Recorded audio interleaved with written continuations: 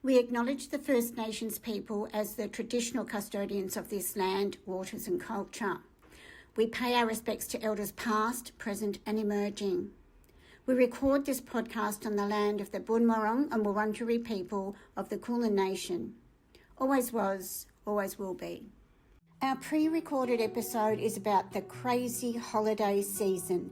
And before we kick off, we just want to acknowledge that many of us don't celebrate Christmas. And for some individuals, families and groups, it can be a really challenging time. Some families struggle to put food on the table, and the festive season doesn't change that reality. Many of us are also moving through this season carrying grief. So as we think about gifts and gatherings, let's hold space for these different experiences and remember that kindness, understanding and genuine connection matter far more than any particular celebration or tradition. Hello, Rosemary. How are you? Look, I've got my Shift Stirrers T-shirt on. Mine is in the drawer. I'll get it out for next time. Well done. That'll be great.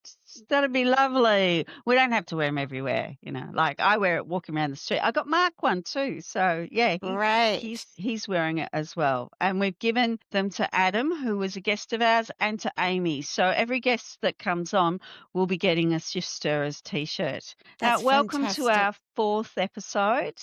4th episode. Amazing. I know. And it's the end of 2025. This is our last episode for 2025. I can't believe that it's the end of 2025, and I can't believe we've done 4 episodes already. Rosemary, today what we're going to do is we're going to talk about giving. So we're going to stir the shift in a different way. I love that, stirring the shift. Yeah. So am I starting the opening question? Well, before you do that, Rosemary, I just want to put a disclaimer in, and that is that we are not experts on this. We are just giving you advice on what we would do. So please don't blame us if you give the wrong gift to someone.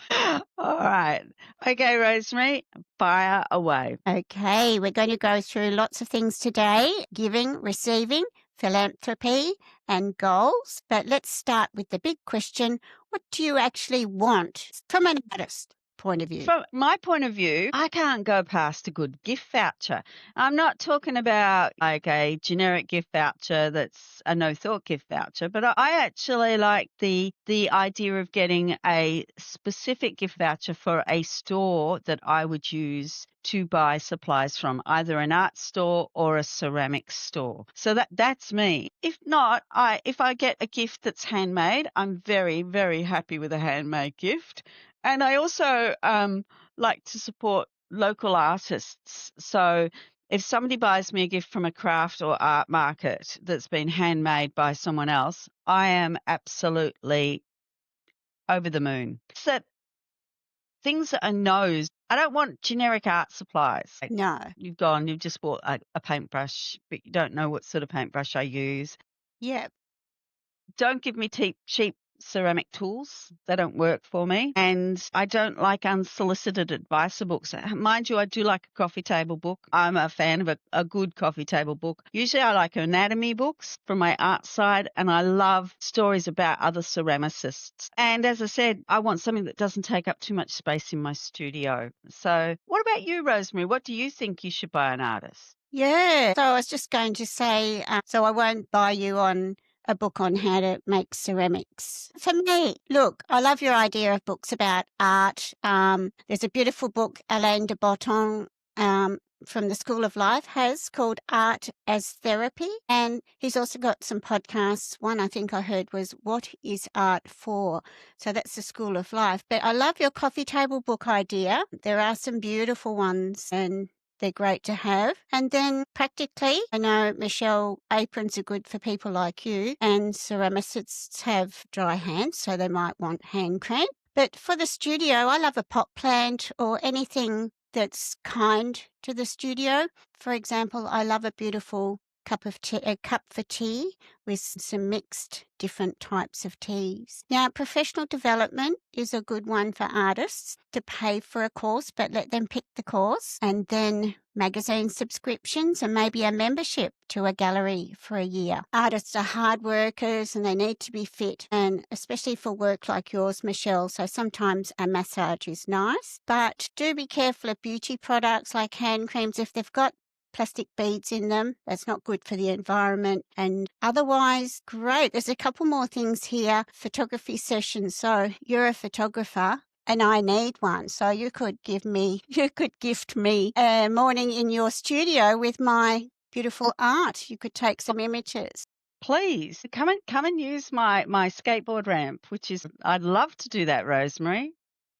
Awesome. Tell our listeners what your skateboard is. Well, and this idea was given to me by one of our guests that's coming up, Susan Trimble, who makes the most amazing ceramic totems for the garden and other ceramic articles as well. She recommended you actually get a piece of 3-ply and bend it against the wall and paint it pure white, and you do your photography on that, and you get the most beautiful shadows on your photography. I think it's upped my level of photography about 500%. And if you have any questions about how it was made, please give me a call. Great. Shiftserers@email.com. Yeah, so just finishing my little segment, you could give some time like taking an artist dog for a walk so they can finish their last piece for their exhibition next week, or you could even give them a little promise on a card to help them, to pack up all their things for an exhibition next April. I've got some journals which will pop up as images, but basically just a cheap journal with a little image on, maybe reminding people to look after the planet, or a gratitude journal is great, and other sorts of homemade art is fun as well. Okay, Michelle, let's get creative about gift ideas. Well, the one thing, as I said before, I like a gift voucher, but you don't just have to give them just something in a little envelope and say, here's the gift voucher. You could actually put the voucher in a box, in a small box, and in that small box you can make a notice that says, hi, so-and-so, here's a gift voucher for you for whatever, and it could be something like a day spa. It doesn't have to be gifts. Nice.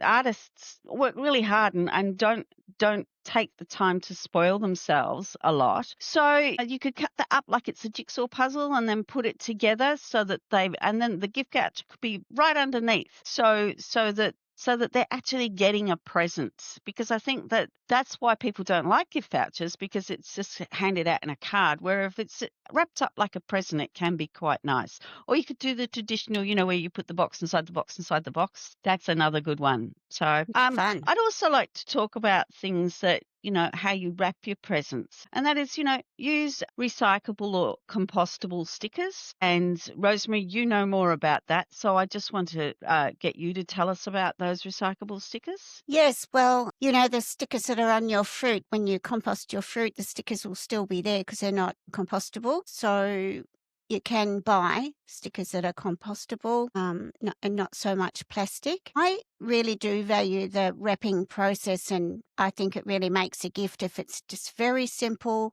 bit of tissue paper, compostable sticker, and a little bit of string or something like that. Or the other thing is you can wrap the present in like a tea towel. So you wrap the gift in a gift. Yeah, love that. Yeah, and that can actually work really well. Or the other thing is I am a quilter, and I've actually been given presents that are wrapped in a piece of quilting fabric, which I can then use in a quilt later on. So that's great. There's all sorts of ways that you can be friendly about wrapping.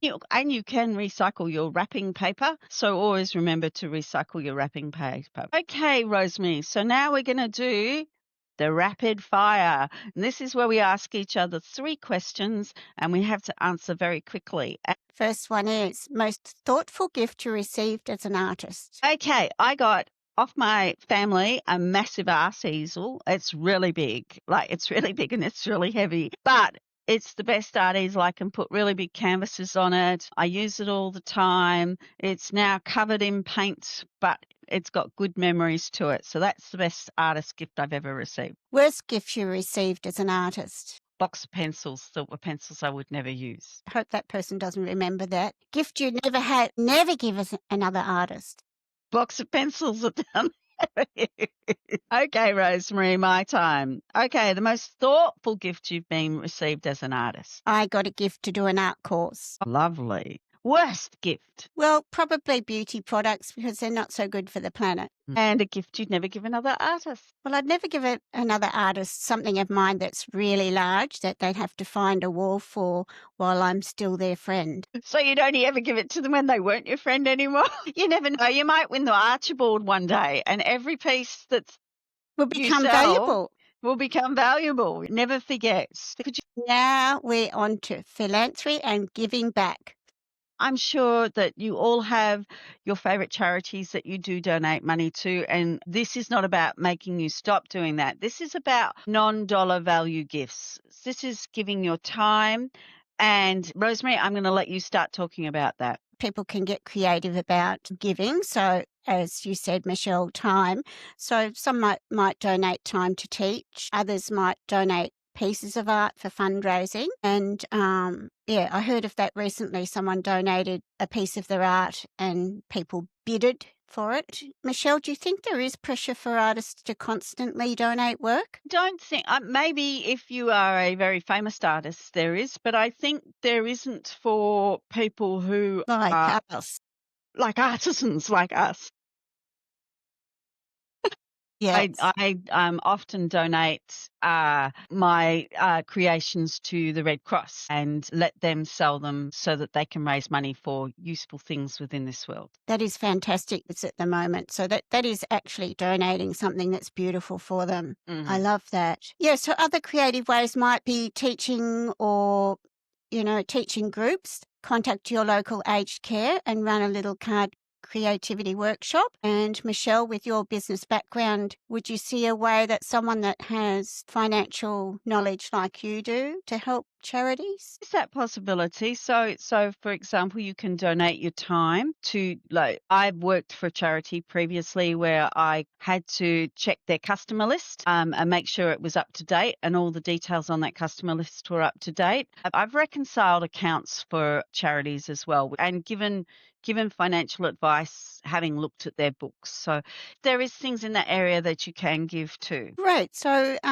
we've just about ready to move on, but community projects are a great thing. Some might do mosaic projects where everyone contributes a tile or build murals in community spaces or schools. So let's move on to, I think, Michelle, you're going to talk us through ceramic-specific giving and the business side of giving. When I thought about these things, I thought, there is actually a whole business here, as in a not-for-profit business, where you could get people to create bowls and you could put casseroles in them or something like that, or a little pudding. The ideas of that are unlimited, and you could actually really get into that with someone like Meals on Wheels, where you actually got a group of people together.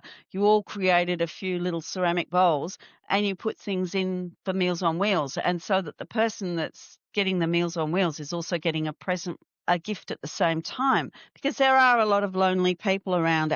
Another idea is creating silent auctions where you actually donate your gifts to a silent auction, and you could donate anything to that. You could donate some plates, you could donate some bowls, you could donate a statue, you could donate anything from a ceramic point of view.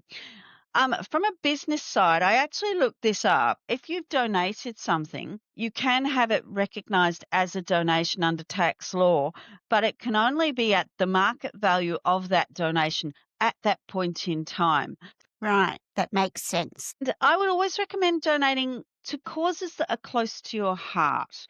So research who you're going to donate to, and maybe even look at like your belief in it, because you're giving your time. This is not about giving money. This is about giving your time. And you want to be certain that you're giving your time to a cause that means something to you. So the question I'm sort of wondering, and this is one that's open to you, Rosemary, too, is it better to give small, consistent amounts all the time, or is it better to just do it once a year?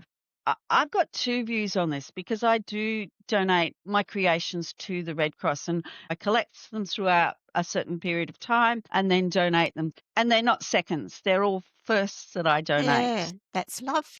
But I think at this time of year, there are people who are by themselves, who are lonely at this time of the year. And I think sometimes it can be you invite them over for a meal to celebrate time with you and your family. And just be aware that a little gift like that of celebrating time with someone can actually mean so much to that individual. So that's another thing that you can do. Yes, that is a really big one, to give time. Love that. Okay, Rosemary, rapid fire. Your turn first. The- What's the most meaningful way to give that you've given back as an artist? Well, lots of ways that people can give back as an artist. My recent one was I did a U3A talk and I sold my greeting cards. So I was able to give Orange Sky, which is this beautiful van that drives around. People that are homeless can have a shower, they can wash their clothes, and such a wonderful charity.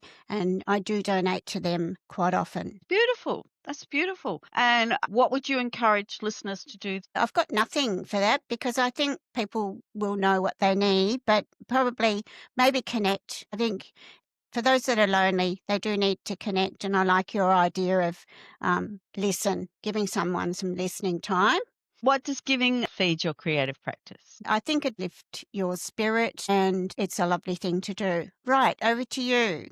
What is the most meaningful way you've given back as an artist? Decided very early in my move to becoming a full-time artist that I actually wanted to be philanthropic in what I do. In my market stall, actually have swirls and twirls that I've created, which I donate 10% of the revenue that comes in those.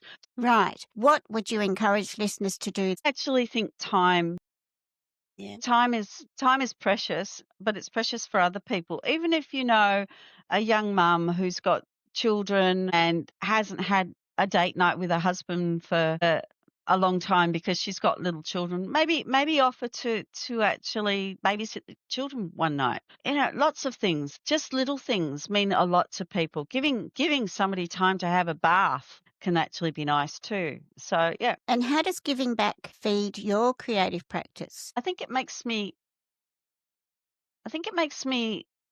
think about the world, and my ethos is about human frailty. So for me, I feel it's very important that I give back, because it's doing what I believe. That's lovely.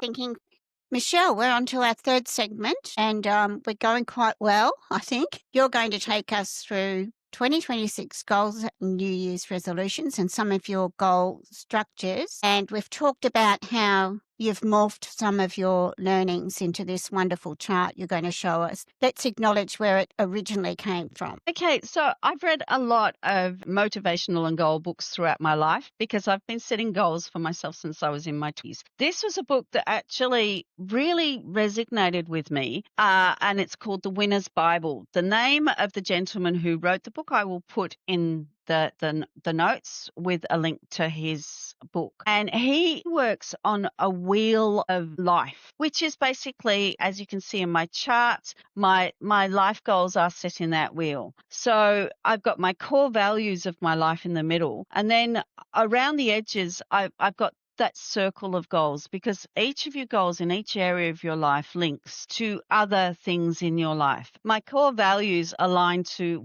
what I am and what I believe, what I strive to be in my life. So, I want to be authentic and have integrity. I want to have empathy an awareness. I want to be responsible for my own actions, and that means that I own up to the actions that I've done, whether they are good or bad.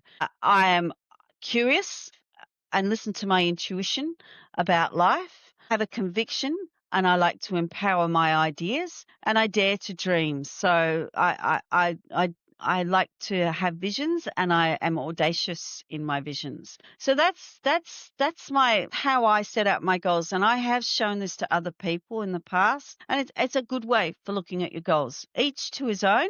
So that's how I like to look at them. Today I'm going to talk about my art goals, and I was sitting at a market yesterday thinking about 2026 and starting to write down things, because this time of year is when I look at my goals. So I started to write down where I'm going with those goals. And these are questions I was asking myself, which are the beginnings of forming those art goals for 2026. And this is, where do I want my creations to sit in the world? How do I want it to be? Do I want to be perceived as an artist? What do I want my work to be seen as? Collectible? These are questions I'm asking myself. And do I want to change my work, add something different to what I'm doing, or do I want to keep going on the same path that I'm on? And what's working best in what I'm currently making? Should I change that, or should I enhance it? And the other thing is, and this is a very practical one that came out of a lot of these questions, and that is I need to photograph my work with food on it, because a lot of my work is bowls and vessels that can be used as just an art piece or can be used in a functional ways. That's it. Food on my plates. And flowers in your vases. Flowers in my vases, yes. Yes. Yes. So, Rosemary, how about you? See, because I'm so deep and meaningful about goals. So you're a very goal person, and I think you usually have something in the studio behind you. I'm jealous of that. I've got to get something. So what I was going to say, I think our listeners would benefit from those questions in the show notes, because I think they could use them themselves to reflect. Is that something you could put in there? I can put them in the show notes, and I'll attribute them to the Winner's Bible. Great. Well, I love that structure you've been through, and I've enjoyed working on Trello and Google Docs with you. And You like a good Trello doc. yeah, and I love a good spreadsheet and different tabs sorting. So something for me that's been quite good to work with is sometimes I'm working away. I feel like I'm not getting anywhere. So I'll just write a sticky note and I'll just pop it up. One that I've used is just chipping away. So my note just says chipping away. What it means, I'm just chipping away at something. I don't know what the outcome's going to be. I don't know if it's going to be an image on the book. I'm just chipping away. And then I think I've mentioned this before. I think it is Picasso. I'm always doing what I cannot do yet in order to learn how to do it. And so when I'm doing something here, oh, this is crap, I just think to myself, or I'll get up and walk around, find that sticky note. I'm always doing something that I cannot do yet, but I'm doing it so I can learn how to do it. I think daily structure is important, and I used to do the morning pages, Julia Cameron's morning pages before I started the day, but now we are in this Evolve workshop with Amy. We're up and at the computer at AM 3 mornings a week. Celebrating wins are important, and I have a list on my fridge. Someone made a comment about my art, or I sold blah at the market, or even if I got a comment from someone that's I value and they've said something nice about my work, I might put it in a frame. So celebrating wins. Yeah, great. So have you done your goals? You do your goals. Well, that's what I was going to talk about next, Rosemary, and that is manifestations.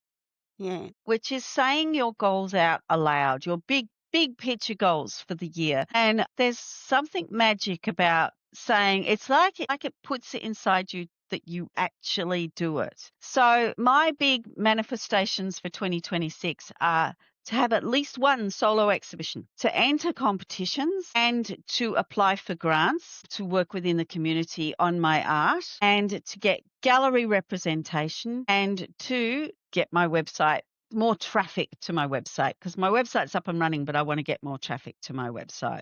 So how about you, Rosemary? Yes, I've done. Before the end of this year, I will have published 4 books. So 4 books for next year. After 5 years, that will be 5 times 4, which is 20. 20 books, and that's a goal. I've only done 4. You can clap the 4. And I would like to get a writer's residency to expand and broaden who I am as a writer. And I also would like to be in a group exhibition next year. And so I don't fine-tuned yet. It's not quite finished. That's Great. fantastic. I think it's so good to have goals. Yes. So I think that one of the things that we have to think about, though, is staying on track with our goals. And, you need to be kept accountable. Share them and actually, make sure that other people are aware of what's happening with your goals, because this actually helps keep you accountable to them. Michelle, we've got our whip. Every week we do a whip. Yes, we do a Yes. work in progress for this podcast.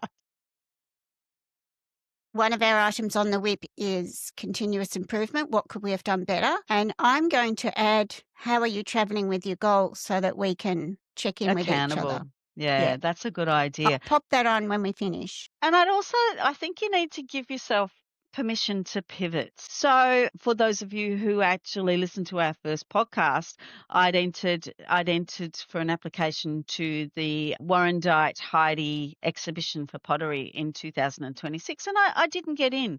But what I've done is I've applied to be a volunteer at the event. So I'll be helping with the event, and also that way I can see why I didn't get in. So give yourself on your goals permission to pivot, and your pivot can be learning from that. So that's actually something that we will do an episode on later, and that is dealing with rejection, which is very common for artists. But when we do it, we'll be doing it in a positive way. So is there any goals that you have achieved for 2025, Rosemary? Yeah, well, the group exhibition with you and Amy and Anna and Dana.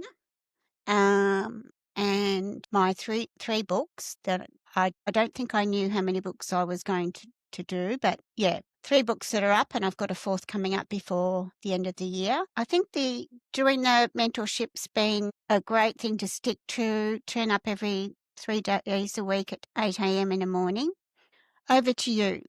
One of my big goals is I really wanted to start a podcast. Yay. And I was shopping for a podcast partner for a long time before I found Rosemary. So I'm really happy that goal's been achieved. Well done. Another one was to get a studio to work in and stop working from home, which I've been able to do. So I no longer have a clay-filled house, which is lovely to come home to. And I take my dog to my studio with me, so I'm very content and very happy in my own space. So they're 2 big goals that I've achieved this year. So I'm very, very, very happy with how I've gone. And yes, the mentorship with Amy Kennedy has been absolutely fantastic and has really helped me achieve. Also, in this podcast, I'll be putting a link to a online retreat that has been sent to us by Amy Kennedy, where you can look at your 2025 goals and review them and plan for your 2026 goals. And that's, I think, on the 2nd and 6th of January. I'll put the right dates in the show notes for people if they're interested. So, Rosemary, just before inspiring, I would like to give you a gift, which is a little bowl, which you can see here in the picture, and say thank you. It's been a pleasure working with you this year. Thank you. It's been great. Lots of laughs. And I love to have a Michelle Benson piece in my studio. So thank you so much. And I have given you your gift. Yeah. And I love something that's homemade. This is hue on pine. Every little line is a year, so it's hundreds of years old. And he's not going to sit on your kiln. He's going to sit and watch what you're doing from a little bit of distance from the kiln. Yes, because he will burn up in the kiln, but on the kiln. But thank you, Rosemary. That's lovely. And for you who are watching these gifts, you can see and the slides as you go through the video. What's been inspiring you, Rosemary? Well, I'm inspired by Nick Cave, and I receive his red hand file emails. His share on Insta recently about grief and loss, which I've heard him talk about before. He's lost 2 sons, and his strength of love moved me to tears. It was such a gift because we all think famous people have got it all sorted, but they haven't. They're just like us. The experience stayed with me all day and for many days, and just the richness and love and depth of the man and the human. His red hand files are an exercise in communal vulnerability and transparency. So people write to him and he'll write back. And that was just a wonderful experience. That's What about gorgeous, you? Rosemary.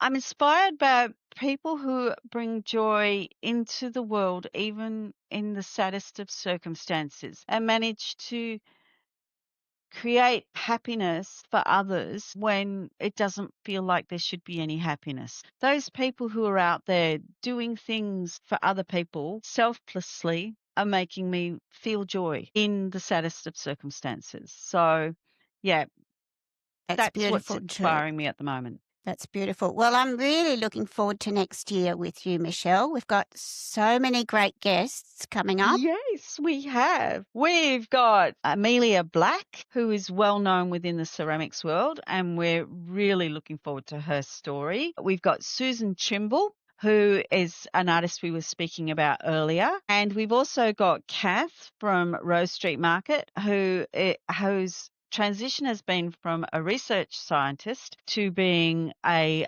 beautiful jeweler that sells her artisan work in the Rose Street Market. And her journey has been interesting too. So that's 3 that we've actually got coming up, and we've got others booked that we will be speaking to throughout the year. And we're hoping all of you have a wonderful, wonderful break at this time of year. Enjoy time with your family, and we will see you next year. Rosemary, is there anything you want to add? Keep safe. Yes, definitely keep safe. And don't drink drive. Bye-bye. Thank you so much for listening to Shift Stirrers podcast. If you enjoyed this episode, please hit that follow button so you can get notified whenever we release new content. We'd love to hear from you, and feel free to reach out to us at theshiftStirrers@gmail.com, or you can find our individual email addresses and websites in the show notes below. We love questions. You can also connect to us on Instagram at Shift Stirrers. If you found value in today's conversation, we'd be incredibly grateful if you could leave us a review or a rating on your podcast platform. It really helps others to discover the show. And if you know someone who will benefit from this episode, please share with them. Until next time, keep stirring the shift. Just a quick disclaimer, Michelle and Rosemary are not experts in any of these discussions today. We present this podcast in the interest of getting you curious to make changes. Thank you.